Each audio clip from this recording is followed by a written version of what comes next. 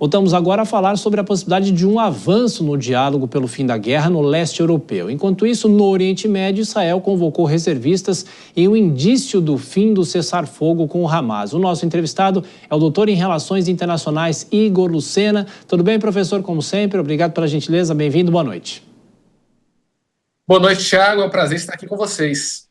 Bom, professor, nós já noticiamos que o presidente Donald Trump e o presidente da Rússia conversaram, se falaram. Também houve uma conversa com o presidente da Ucrânia, Volodymyr Zelensky.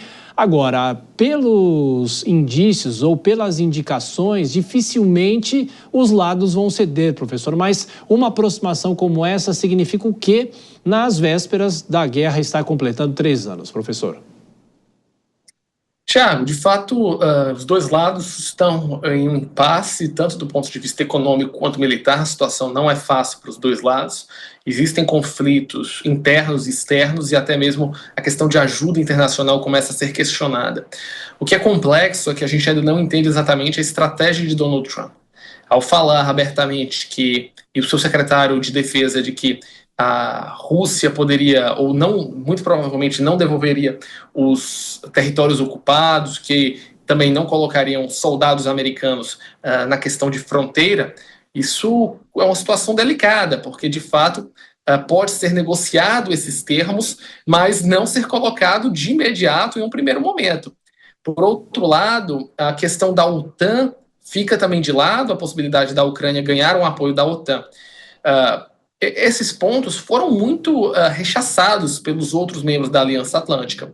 Entretanto, já há um consenso de que a Ucrânia deve avançar numa entrada para a União Europeia e que haja uma criação, talvez, de até uma espécie de corredor, uma zona desmilitarizada com forças polonesas, inglesas e até mesmo alemãs para a proteção da Ucrânia no futuro. Então, acho que os termos vão ser baseados nessas ideias daqui para frente. Mas, claro, tudo isso vai ser necessário que haja uma mesa de negociação entre a Ucrânia, a Rússia e o intermédio dos Estados Unidos e, claro, da OTAN.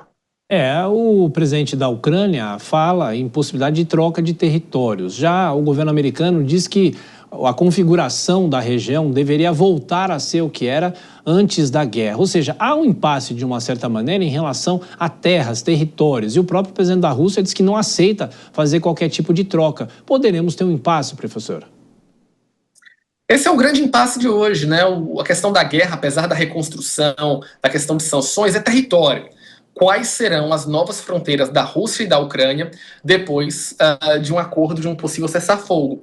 Então, a gente vai ver uma divisão da Ucrânia, a gente vai ver a Ucrânia voltar aos territórios, tudo isso está totalmente em aberto. Agora, o ponto principal é que Donald Trump quer encerrar este conflito e a Ucrânia vai ter que fazer concessões também a tanto a Ucrânia quanto a Rússia. A Rússia tem interesse em que as sanções sejam encerradas.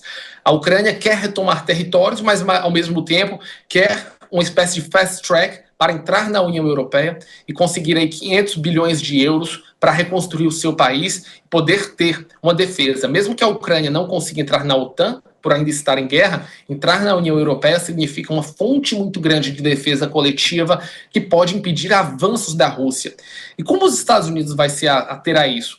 O meu ponto de vista é que propostas vão ser colocadas pela Rússia e pela Ucrânia e talvez os Estados Unidos tenham que fazer uma espécie de arbitragem e tomar uma decisão. Agora, o grande questionamento é, se essa decisão for muito favorável para a Rússia, abre espaço para a Rússia invadir outras nações, como, por exemplo, a Moldávia, né, que é uma região também, da região da Transnistria, extremamente complexa, com elementos similares da Ucrânia. Se for muito favorável para a Ucrânia, pode ser que novos conflitos entre os dois países voltem.